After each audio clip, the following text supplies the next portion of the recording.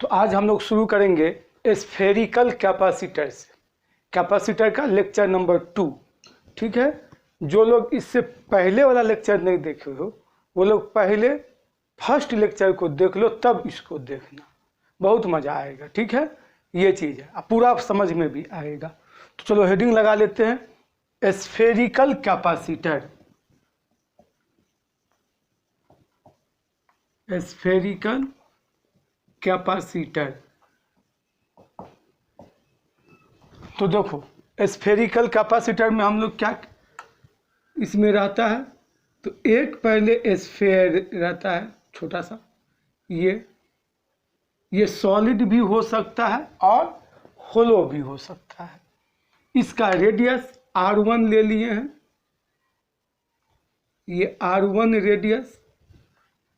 अब एक और स्फेयर लेंगे, ये स्फेयर 2, ये होलो ही रहेगा। स्फेयर 2 होलो स्फेयर रहेगा, ये है, यानी दो स्फेयर का ये कॉम्बिनेशन। एक स्मॉलर स्फेयर जो इनर में है और एक इसको सराउंड कर रहा है बिगर स्फेयर। तो बिगर स्फेयर ऑलवेज होलो स्फेयर होगा। रेडियस इसका R2 मान लिए। अब जो इनर स्फेयर है इस पर प्लस Q चार्ज दे दिए हैं, तो जो यहाँ पर लिखते हैं, यहाँ पर और भी डायग्राम सब बनाएंगे। प्लस Q चार्ज दे दिए तो आउटर वाला पर कितना चार्ज होगा, -Q। बात को याद करो कि कैपेसिटर का दोनों प्लेट पर इक्वल चार्ज होता है, नेचर में ये अलग रहता है। तो प्लस Q -Q ये हो गया। अब हमको इस कैपेसिटर का कैपेसिटेंस निकालना है। सेम प्रोसीड्यूर में हम लोग चलेंगे। देख लो, जो लोग नया हो फर्स्ट लेक्चर देख लो, वो भी देखो, समझ में आएगा, अच्छा भी लगेगा। ये है, तो देखो सबसे पहला काम, इस दोनों के बीच में कोई भी एक रेडियस लेकर के एक गॉसियन सरफेस को ड्रॉ कर लो। ये हो गया गॉसियन सरफेस। इसका रेडियस ले लिए हैं स्मॉल r। मान लो ये पॉइंट को हम बोल दिए कि P पॉइंट है। ठीक है, अब देखो इस पॉइंट पर प्लस Q चार्ज के कारण इलेक्ट्रिक फील्ड किधर होगा, तो इलेक्ट्रिक फील्ड रेडियली आउटवर्ड होगा, ये। ठीक है, इसमें अगर एक एलिमेंट भी ले ले तो एक स्फेरिकल एलिमेंट बनेगा और इसका एरिया ds मान लिए हैं, ds। तो एरिया वेक्टर का डायरेक्शन ये भी इस सरफेस से रेडियली आउटवर्ड, मतलब इधर ही होगा, d वेक्टर s, ये ऐसे होगा। ये हम लोग डायग्राम में कर लिए। अब देखो एकदम आसान है, थोड़ा सा भी ये हार्ड नहीं है। देखो क्या करेंगे, फ्लक्स एट P पॉइंट पर या इस ब्लू स्फीयर का फ्लक्स निकाल लेंगे। ठीक है, गॉस थ्योरम लगाएंगे, याद करोगे बात को। तो flux equal to surface integral of vector E dot vector ds लिखते हैं। ये हो जाता है surface integral of E ds cos theta. तो देखो, तो दोनों का तो डायरेक्शन सेम है, तो दोनों के बीच में कितना एंगल होगा, 0 डिग्री। यानी एक ऐसे जा रहा है वेक्टर E, तो S भी ds भी ऐसे ही जा रहा है, तो दोनों पैरेलल है, सेम डायरेक्शन में है, तो 0 डिग्री एंगल। तो थीटा हो गया 0 डिग्री। तो ये हो जाएगा surface integral E ds cos 0 degree. cos 0 degree का मान होता है 1, तो फाई इक्वल टू हो जाएगा सरफेस इंटीग्रल E ds। चूँकि इस पे हम प्लस Q चार्ज दिए हुए हैं तो इलेक्ट्रिक फील्ड तो कांस्टेंट ही रहेगा, ये वैरी नहीं कर रहा है प्लस Q। तो इसको बाहर निकाल लो, ये हो गया बाहर सरफेस इंटीग्रल ds। तो इसको जब इंटीग्रेट करोगे तो टोटल सरफेस आ जाएगा ES। तो ES तो सरफेस एरिया, ये क्या है, सर्कल नहीं बोलोगे, सर्कल नहीं बोलोगे, ये क्या है, स्फीयर है तो स्फीयर ऐसे, ये स्फीयर है, ठीक है। तो स्फीयर का सरफेस एरिया कितना होता है 4 पाई आर स्क्वायर। तो 4 पाई आर स्क्वायर लिख देंगे, ई 4 पाई स्मॉल आर का स्क्वायर लिख देंगे, ये हो गया। इसको बोल दो इक्वेशन नंबर 1। इसके बाद लेकिन but flux equal to, Gauss theorem से क्या जानते हैं, तो फ्लक्स इक्वल टू होता है Q enclose by epsilon naught. तो क्यू इनक्लोज कितना है यहाँ पर, तो क्यू इनक्लोज प्लस क्यू है, तो plus Q by epsilon naught, ये हो गया 2। तो ये फ्लक्स और ये फ्लक्स दोनों किसका है, तो ये ब्लू सरफेस का ही ना फ्लक्स है। तो एक सरफेस का तो 2 इलेक्ट्रिक फ्लक्स हो नहीं सकता है, तो ये दोनों फ्लक्स क्या है बराबर हो गया, यानी 1 इक्वल टू क्या लिख देंगे 2 लिख देंगे। तो क्या हो जाएगा E 4 pi R square equal to Q by epsilon naught. तो इसका मतलब हो गया E equal to Q by 4 pi epsilon naught into R square, ये क्रॉस मल्टीप्लाई सीधा नीचे ले जाओ, बस हो गया। ये हो गया 3 नंबर। अब देखो आप potential C equal to Q by भी, तो V निकालते हैं, V इक्वल टू क्या हो जाएगा, तो V equal to potential difference हमेशा हायर से लोअर निकालो, V plus minus V minus. तो अब V प्लस कहाँ है, तो देखो ये जो प्लस क्यू चार्ज वाला स्फीयर है इसका पोटेंशियल ले लिए V प्लस और आउटर वाला का ले लिए V माइनस, ठीक है। ये तो पोटेंशियल डिफरेंस इनिशियल ये V प्लस V माइनस, तो हम लोग फाइनल माइनस इनिशियल ये करते हैं। तो ये इसको बोल दिए क्या A बोल दिए, इसको बोल दिए कैपिटल B, A और B ऐसे नेमिंग कर दिए।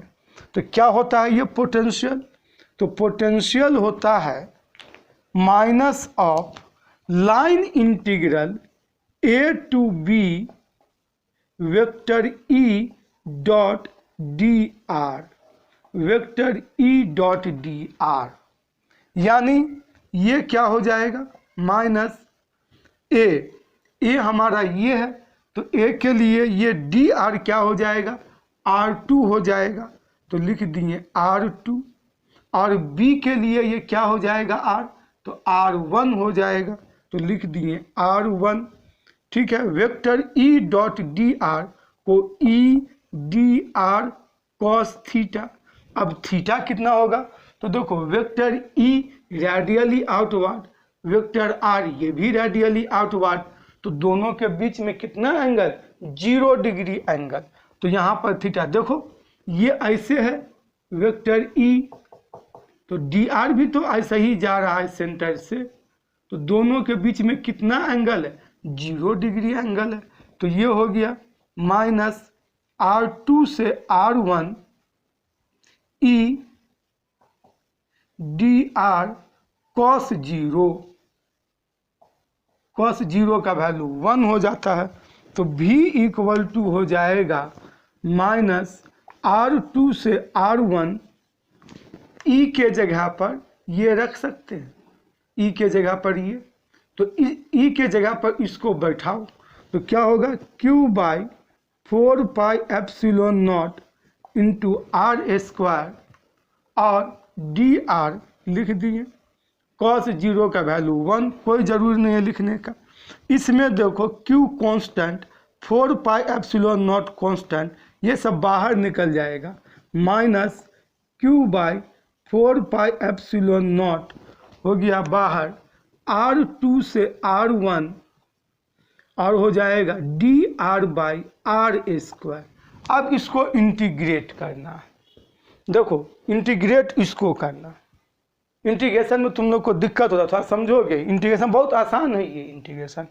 तो इंटीग्रेशन को अगर याद करो बीता हुआ दिन को क्लास 11 का, तो हमारे पास में एक फॉर्मूला था x का power n into D x. इसको हम लोग इंटीग्रेट करके लिखते थे x का power n plus 1 by n plus 1, और n जो है वो -1 के बराबर नहीं होता था। -1 को छोड़ करके n कुछ भी हो सकता था, ये फॉर्मूला। लेकिन ये फॉर्मूला को भी अगर यूज, एक ही फॉर्मूला है, बात समझ गए, ये चीज़ है। तो यहाँ पर ये तो डिवाइड में है, तो क्या हम लोग इसको ऐसे नहीं लिख सकते हैं, -q/4πε0 R2 से R1 R का पावर -2 इंटू डी आर। देखो तो ये और ये सेम मैच कर रहा है, ये और ये। n का वैल्यू -1 नहीं होना चाहिए, -2 तो हो सकता है, तो बस लिख दिए। अब इसको इंटीग्रेट कर लो तो क्या हो जाएगा, तो यहाँ पर v इक्वल टू होगा -q/4πε0, ठीक है। यहाँ पर r का power -2 plus 1 bye -2 plus 1 R2 से R1, इस टाइप से इसको लिख दिए। अब इसको थोड़ा सिंप्लीफाई कर लो तो v equal to -q/4πε0, r का वैल्यू -1 बाय -1 R2 से R1। ये माइनस को बाहर लाओगे तो माइनस इंटू माइनस प्लस हो जाएगा, तो v इक्वल टू q/4πε0। अब r का पावर -1, तो इस r के जगह पे पहले R1 को बैठाओ तो क्या हो जाएगा, R1 का पावर -1 माइनस इस r के जगह पे R2 को बैठाओ, R2 का पावर -1।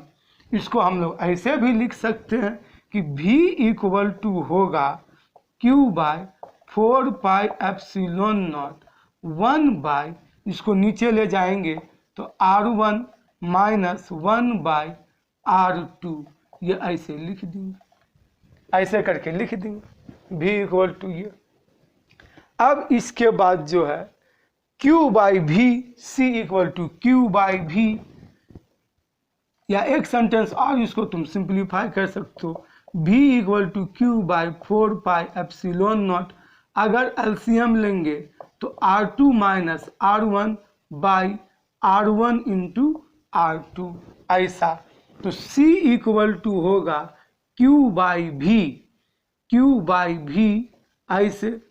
तो देखो q यहाँ v नीचे, तो बाकी सब ऊपर, तो ये हो जाएगा 4πε0 R1 R2 divided by R2 minus R1, ऐसे करके। तो देखो दिख रहा होगा, ये हमारा आया, ये c equal to q/v 4πε0 R1 R2 by R2 minus R1।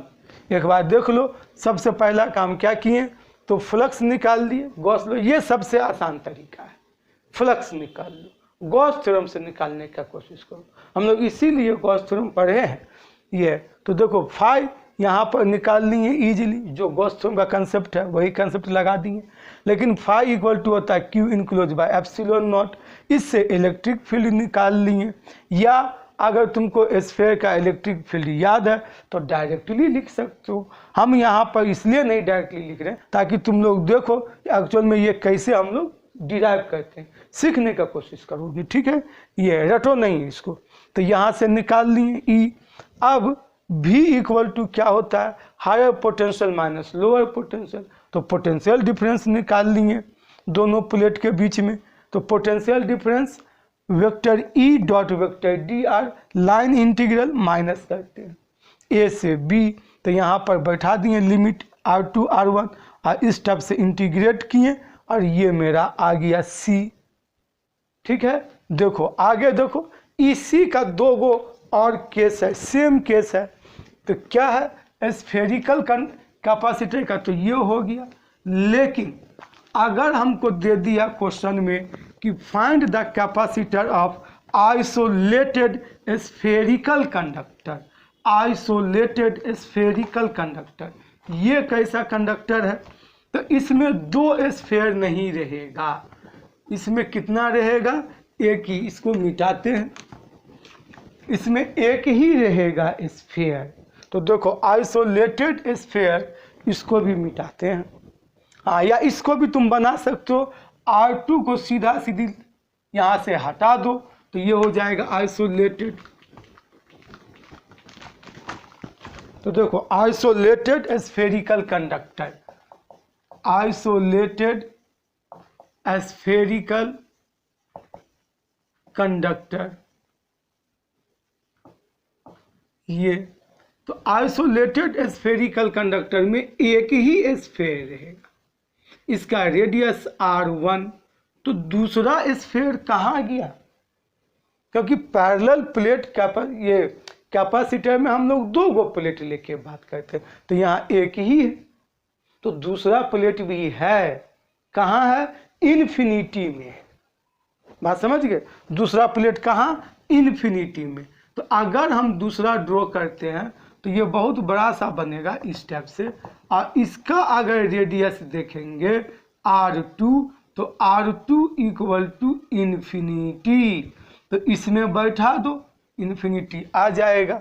तो आइसोलेटेड स्फीयर के लिए C equal to limit R2 tends to infinity, ठीक है, 4 pi epsilon naught R1 R2 by R2 minus R1, ऐसे लिख लो, ठीक है।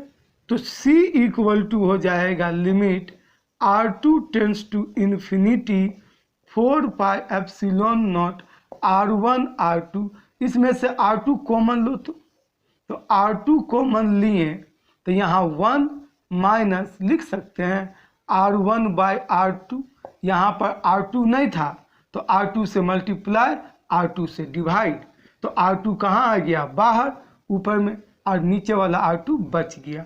अब देखो ये R2 और ये R2 कैंसिल हो गया, ठीक है। अब इस R2 के जगह इन्फिनिटी बैठाओगे तो anything divided by infinity that will be zero, anything divided by infinity that will be zero. तो R1 बाई इन्फिनिटी जीरो हो जाएगा, तो यहाँ क्या बचेगा, 1 बचेगा। तो C इक्वल टू कितना होगा, 4 pi epsilon naught into R1, ये हो गया आइसोलेटेड स्फीयर का कैपेसिटेंस। सीधा सीधी इस एक्सप्रेशन में R2 टेंड्स टू इन्फिनिटी कर दो, ठीक है। अब इसके बाद देखो, इसमें अगर हमारा R2 और R1 ये दोनों इन्फिनिटी ना हो करके बहुत लार्ज हो जाए, कुछ डिफाइन हो लेकिन वेरी वेरी लार्ज, लेकिन R2 माइनस R1 ये कांस्टेंट ही रहे, ये चेंज नहीं करे। यानी कहने का मतलब हुआ कि इफ, ये देखो ये case, if R1 and R2 tends to very large, very large, बहुत लार्ज हो जाए, एंड बट लिखो, बट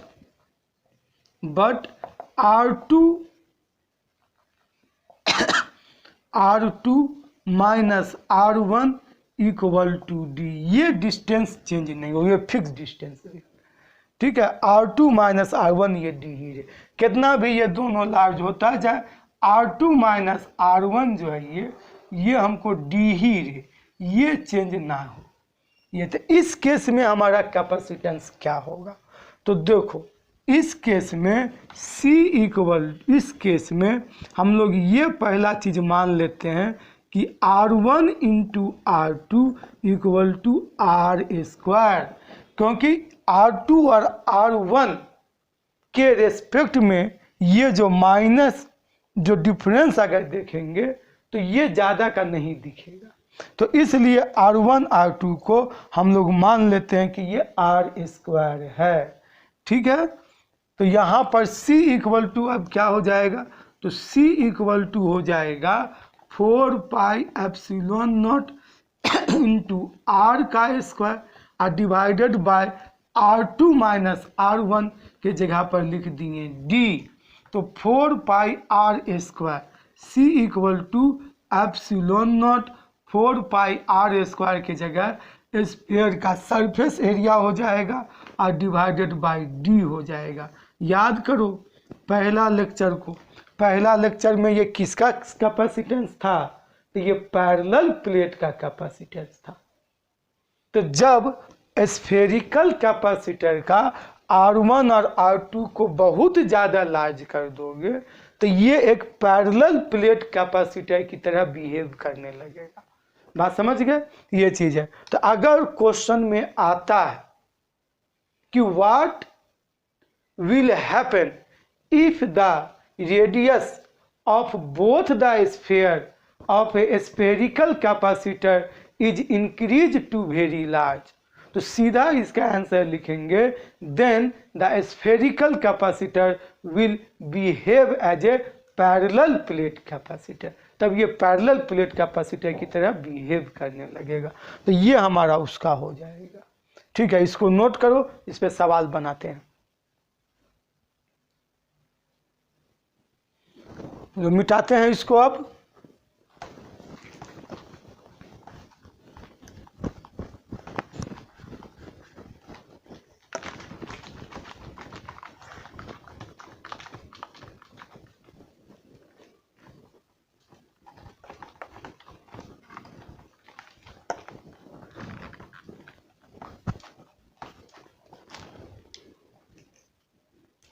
सवाल है an isolated sphere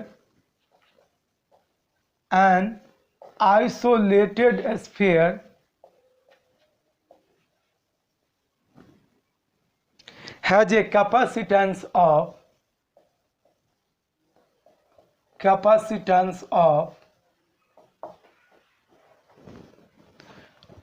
50 पिकोफराडे।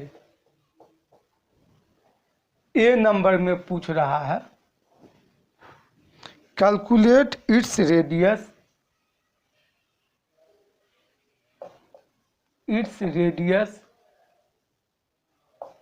और बी नंबर में पूछ रहा है how much charge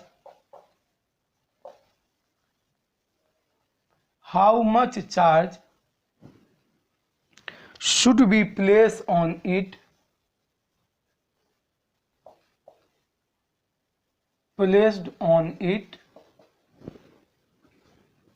to raise its potential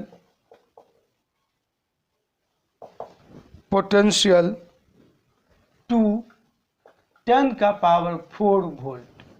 यही सवाल है, ये सवाल है। An isolated sphere has a capacitance of 50 picofarad, calculate its radius, तो रेडियस को कैलकुलेट करो। How much charge should be placed on it to raise its potential to 10 का पावर 4 वोल्ट। तो देखते हैं सॉल्यूशन में। आइसोलेटेड स्फीयर का सवाल है, ठीक है। तो गिवन में क्या दिया हुआ है? तो C का वैल्यू दिया हुआ है 50 पिकोफराडे। पिको मतलब 10 का पावर -12, पिको मतलब 10 का पावर -12। ये सब याद रखोगे, कैपेसिटेंस में इस तरह का डाटा तुमको देगा। पिकोफराडे ये हो गया, ठीक है। तो पहला चीज़ हमसे पूछ रहा है रेडियस, तो ठीक है ए नंबर को सॉल्व करने का कोशिश करते हैं। तो क्या होगा? C इक्वल टू होता है 4 पाई एप्सिलॉन नॉट इंटू, क्या हम लोग निकाले हैं isolated sphere, 4 pi epsilon naught into R1, ये हम लोग निकाले हैं अभी। तो R1, तो यहाँ तो अब एक ही स्फीयर है तो R लिख लो, 4 pi epsilon naught into R, ठीक है।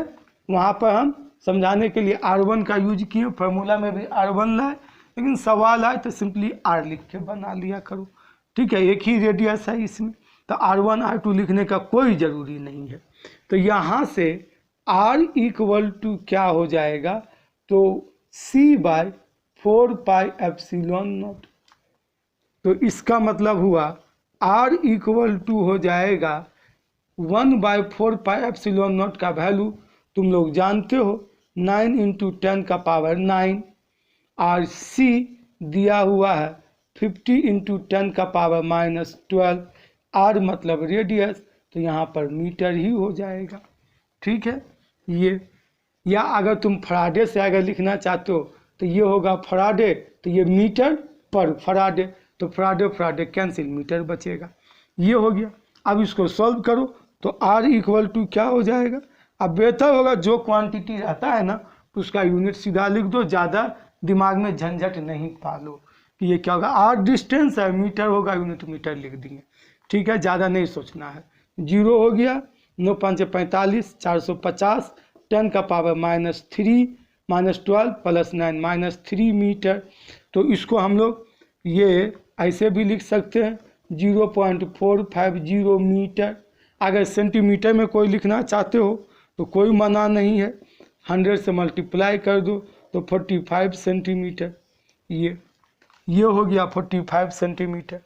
अब इसके बाद पूछ रहा है बी में, how much charge should be placed on it to raise its potential to 10 का पावर 4।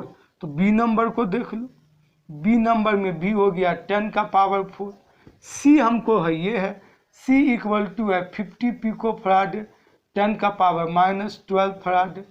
क्यू हमसे पूछ रहा है क्यू कितना होगा, तो लिख लो C = Q/V। तो इसका मतलब Q = होगा CV। तो Q = कितना हो गया, C के जगह पर लिख दिए 50 × 10 का पावर -12 इंटू V के जगह पर लिख दिए 10 का पावर 4। चार्ज है Q तो कूलम हो जाएगा यूनिट। तो Q = हो गया 50 × 10 का पावर -8 कूलम। अगर इस टाइप का ऑप्शन ना हो या ऐसा नहीं लिखो तो 50 के आगे पॉइंट 2 गो लगाए तो यहाँ पर हो जाएगा 10 का पावर -6 कूलम। 10 का पावर -6, इसका नाम याद आ रहा है, इसको किस नाम से जानते हैं 10 का पावर -6 को, तो इसको हम लोग जानते हैं माइक्रो फराडे के नाम से। ये माइक्रो के नाम से, माइक्रो फराडे नहीं, माइक्रो। ठीक है, कैपेसिटेंस पर इसलिए फराडे आ गया। 10 का पावर -6 मतलब माइक्रो इसके लिए यूज करते हैं। तो हम लोग बोल सकते हैं ये 0.50 माइक्रो कूलम इतना चार्ज देना होगा। चलो नोट कर लो इसको।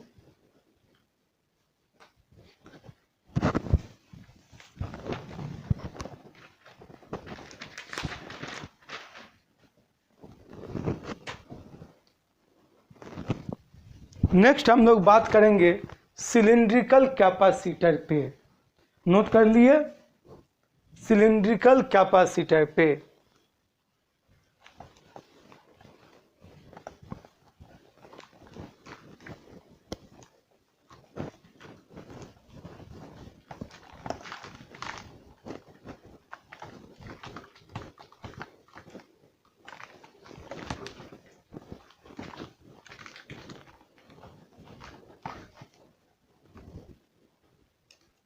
तो हेडिंग पहले लगा लेते हैं, सिलिंड्रिकल कैपेसिटर।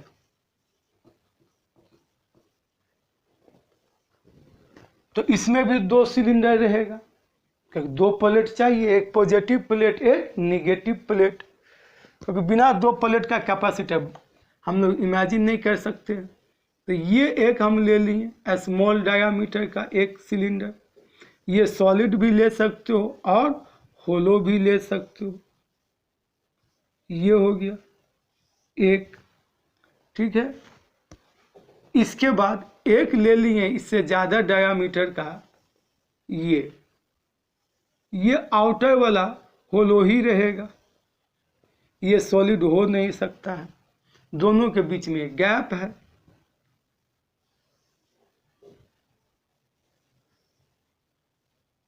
ये हो गया, ये हमारा सिलिंड्रिकल कैपेसिटर हो गया। अब इसमें क्या करो, इसमें चार्ज सप्लाई कर दो। तो इनर वाला को हम लोग दे दिए +Q चार्ज, आउटर वाला को दे दिए -Q चार्ज। सेंटर से रेडियस लिए हैं तो स्मॉलर इनर सिलेंडर का रेडियस R1, आउटर सिलेंडर का रेडियस R2 हो गया। अब इसके बाद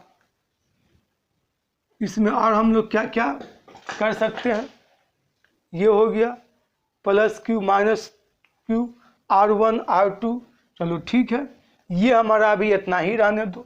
पोटेंशियल वगैरह जब जरूरत पड़ेगा तो हम लोग डाल लेंगे, प्लस भी माइनस भी ए बी ये सब नेमिंग कर लेंगे। तो अब इसमें हम लोग को निकालना होगा पहले फ्लक्स, ठीक है। तो फ्लक्स निकालने के लिए एक गॉसियन सिलेंडर लेना होगा, ठीक है। तो हाँ, इसका लेंथ भी कुछ मान लो, यही चीज़ मिस हो रहा था। लेंथ हो गया इसका एल मान लिए लेंथ, ये एल, ठीक है, हो गया। अब सुनो, इसमें एक गॉसियन सिलेंडर ले लिए, तो ये हम बना रहे हैं गॉसियन सिलेंडर। ये एलिमेंटल सिलेंडर भी इसको बोलते हैं, कोई दिक्कत नहीं है। अब इसका रेडियस लिए हैं क्या, स्मॉल आर, इसका लेंथ ले लिए हैं एक्स, ये ऐसे, ये एक्स लेंथ ले लिए हैं। सब कुछ क्लियरली दिख रहा है, ये चीज़ है। थोड़ा ज़्यादा लाइन वगैरह ड्रॉ कर दिए हैं, थोड़ा सा हम देख लेते हैं कैमरा में भी। हाँ, दिख तो ठीक रहा है, सब क्लियरली दिख रहा है। चलो देखो आगे बात कर लेते हैं। तो ये हो गया, तो इसका हमको फ्लक्स निकालना है। तो थोड़ा देखो, ये तो सिलेंड्रिकल एलिमेंट है, ठीक है। इलेक्ट्रिक फील्ड का डायरेक्शन देंगे। इससे पहले का केस में ज़्यादा कॉम्प्लिकेशन नहीं था, एक ही सरफेस था, स्फेरिकल सरफेस। लेकिन यहाँ पर देखो, बॉटम में एक फ्लैट सरफेस, यहाँ भी एक फ्लैट सरफेस, और ये हमारा इस टाइप से कर्व्ड सरफेस। तो ठीक है, इस दोनों पे अगर देखोगे एरिया वेक्टर का डायरेक्शन, तो नॉर्मली इधर, इसके लिए नीचे, इसके लिए ऊपर, और इलेक्ट्रिक फील्ड का डायरेक्शन इधर आउटवर्ड। देखो करके दिखा देते हैं, चलो करते हैं। ये हमारे पास में टॉप सरफेस हो गया। देखोगे डी एस वेक्टर इसके लिए इस डायरेक्शन में होगा, इसके लिए डी एस वेक्टर किस डायरेक्शन में, तो इस टाइप से नॉर्मल टू द सरफेस। और इस सरफेस के लिए डी एस वेक्टर होगा इस डायरेक्शन में, ये देखो दिखेगा, ध्यान से देखना, इस डायरेक्शन में। इलेक्ट्रिक फील्ड का डायरेक्शन यही होगा, वेक्टर ई।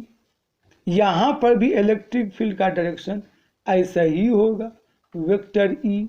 इसमें भी इलेक्ट्रिक फील्ड का डायरेक्शन ऐसा ही होगा, वेक्टर ई। तो इस दोनों केस में 90 डिग्री एंगल बनाएगा, इस दोनों केस में। लेकिन कर्व्ड वाला में ये दोनों के बीच का एंगल 0 होगा।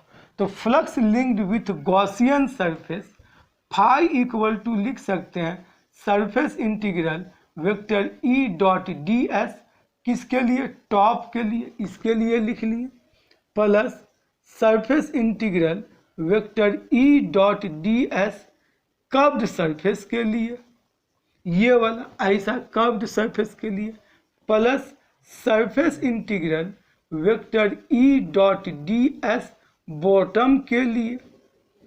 ये 3 सरफेस है, तीनों के लिए ले लिए, ठीक है। तो फाई इक्वल टू यहाँ पर वेक्टर ई, अब इसको हटा दो, E D S cos theta top के लिए, तो थीटा 1 बोल दो, surface integral E D S cos theta 2 बोल दो कर्व्ड के लिए, अब plus surface integral E D S cos theta 3 बोल दो, किसके लिए, बॉटम के लिए, हो गया। अब यहाँ पर देखोगे तो क्या आएगा, E D S cos theta 1, देखो 90 डिग्री कॉस 90 डिग्री थीटा 1 बैठा, थीटा 1 90 डिग्री, तो कॉस 90 डिग्री हो जाएगा 0, तो 0 इंटू एनीथिंग 0 कर दिए। यहाँ पर थीटा 2, ई भी इधर, डी एस भी इधर, तो थीटा 0 डिग्री। तो इसके लिए surface integral E D S plus इसमें देखो ये 90 डिग्री तो ये भी 0। इस केस में हमारा चूँकि चार्ज तो कांस्टेंट ही है, वैरी नहीं कर रहा है, तो ई डी एस यानी ई इंटू एस। अब एस निकालो गॉसियन सरफेस का कितना हो गया, तो ई हो गया। इसका ये तो सर्कुलर है ना, तो सर्कुलर तो पेरीमीटर निकाल लो, तो पेरीमीटर हुआ 2 पाई आर इंटू ये कर दो तो that is equal to x. कौन सा सरफेस, ये कर्व्ड सरफेस, क्योंकि इसी में है फ्लक्स लिंक, इस दोनों में तो फ्लक्स 0 है। ध्यान से देखोगे 90 डिग्री फ्लक्स 0 हुआ, इसमें फ्लक्स लिंक हुआ, तो ये सरफेस कितना हुआ, तो ये perimeter into height, perimeter into height, तो पेरीमीटर कितना हुआ 2 पाई आर इंटू हाइट हो गया x, तो 2 पाई आर एक्स ये हो गया 1 नंबर। आगे देखोगे, आगे देखो ये है, तो यहाँ पर फ्लक्स लेकिन क्या होता है, तो flux equal to Q enclosed by epsilon naught. अब इसमें क्यू इनक्लोज्ड क्या होगा, क्योंकि बाकी सब में तो प्लस क्यू तो इनक्लोज था गॉसियन सरफेस में, लेकिन यहाँ पर तो नहीं है। यहाँ पर देखो सिलेंडर इतना हाइट तक है और गॉसियन यही है, तो ये जो प्लस क्यू चार्ज है ये तो होल लेंथ में यूनिफॉर्मली डिस्ट्रीब्यूटेड है।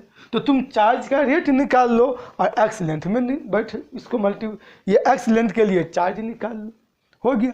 तो देखो क्यू इनक्लोज कैसे निकालेंगे, सीखो सीखो। Q enclose Q by L, ये क्या चीज़ हो गया, तो charge per unit length, total charge है प्लस क्यू और टोटल लेंथ है स्मॉल एल, तो Q by L per unit charge हो गया, Q by L per unit charge, तो ये रेट हो गया।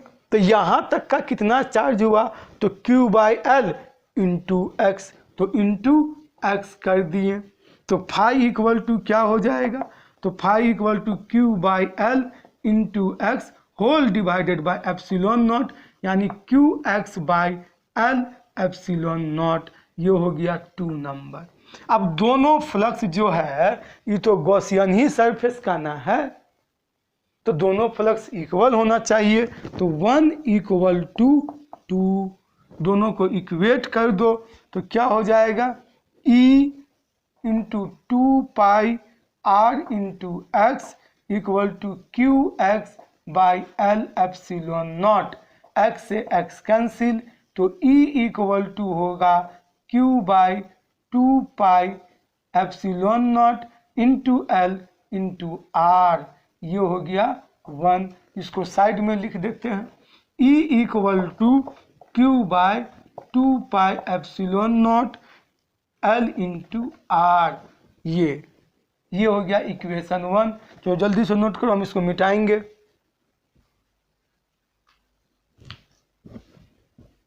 हो गया, चलो देखो।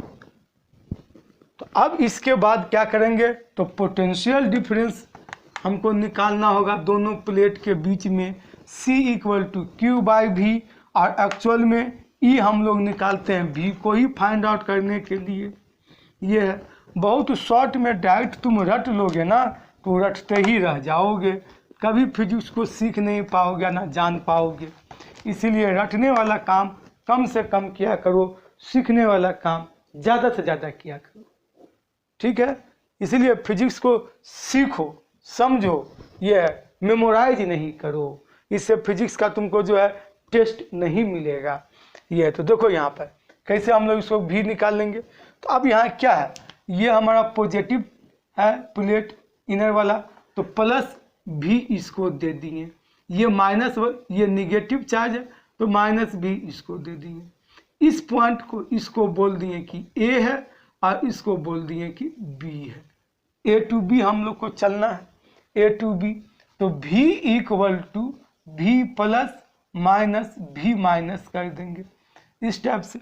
ये तो क्या हो जाएगा, माइनस लाइन इंटीग्रल A से B vector E dot dr, तो रेडियली आउटवर्ड है, देखो R भी ऐसे E भी ऐसे, 0 डिग्री है तो 0 डिग्री है तो cos 0 डिग्री हो जाएगा 1, तो EDR लिख देंगे, माइनस A के लिए कितना हो जाएगा लिमिट R2, ठीक से लिखते हैं R2 हो गया और B के लिए हो गया R1 और EDR, ऐसे लिख दिए।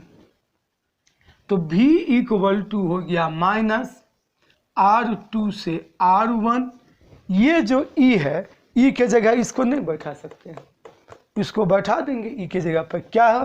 तो Q by 2 pi epsilon naught into L into R into DR, ये ऐसे करके लिख देंगे। इसमें कौन कौन कांस्टेंट है? तो जो कांस्टेंट है उसको बाहर निकालो। तो Q by 2 pi epsilon naught, length of cylinder भी तो चेंज नहीं हो रहा है, ये भी बाहर, R2 से R1 और DR बाई R, फिर इंटीग्रेशन आ गया। V इक्वल टू क्या होगा इसका इंटीग्रेशन, इसका इंटीग्रेशन। तो इंटीग्रेशन में एक फॉर्मूला हम लोग को ऐसा मिलता है 1 बाई एक्स डी एक्स, इसको लॉग एक्स लिखते हैं बेस में ई। तो देखो लॉग बेस ई वाला जो लॉग होता है ना, इसको हम लोग नेचुरल लॉगरिथम बोलते हैं, और सिंबल इसका होता है ln। तो ln x भी तुम इसको लिख सकते हो, ln x। तो फिजिक्स में ln x लेके हम लोग लिखते हैं, मैथ में कैलकुलस में ये अंडरस्टूड रहता है कि बेस ई है। बात समझ गए? फिजिक्स में बेस 10 भी आ जाता है, 2 भी आ जाता है और ई भी आ जाता है। तो हम लोग सिंबल लिखते हैं, ln ही लिखते हैं, ठीक है। तो ln लिख देंगे, फार्मूला चेंज नहीं है। ये नहीं सोचो कि ये दोनों अलग है, नहीं, एक ही फार्मूला है, ठीक है। सिर्फ वैसे भी लिख देंगे तो गलत नहीं है, ऐसे भी लिख देंगे तो गलत नहीं है, तो ऐसे ही लिखो ln। तो ये हो जाएगा ln r, और जो प्रॉपर्टी लॉग के लिए यूज करते हो वही प्रॉपर्टी इसके लिए भी यूज होगा, सेम चीज़ है, सिंबॉलिक फॉर्म में है। तो यहाँ पर क्या हो जाएगा minus Q by 2 pi epsilon naught into L, और यहाँ पर हो जाएगा ln, पहले अपर लिमिट को लिखेंगे R1 माइनस ln, फिर लोअर लिमिट को लिखो r स्मॉल r के जगह R2। लॉग का जो प्रॉपर्टी होता है वो प्रॉपर्टी लगाओ, तो minus Q by 2 pi epsilon naught into L ln R1 by R2, ऐसे।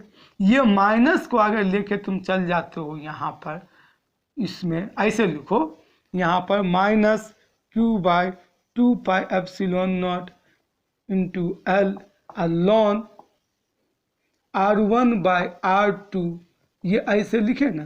तो ये माइनस को R2 है यहाँ पर R2, ये माइनस को यहाँ से हटाओ, यहाँ डाल दो, तो ये चेंज हो जाएगा। तो V इक्वल टू हो जाएगा Q by 2 pi epsilon naught ln R2 by R1, ये हो गया। तो C इक्वल टू क्या होता है? तो C इक्वल टू होगा Q by V, C equal to होता है Q बाई V।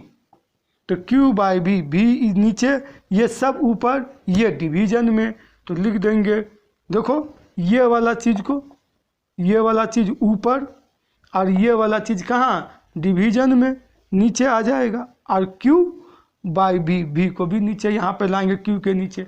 तो C equal to Q by V हो गया 2 pi epsilon naught into L, कहीं छूट गया है, यहाँ पर L नहीं लिखे, L लिख लो, L divided by ln R1 R2 by R1, ये हो गया।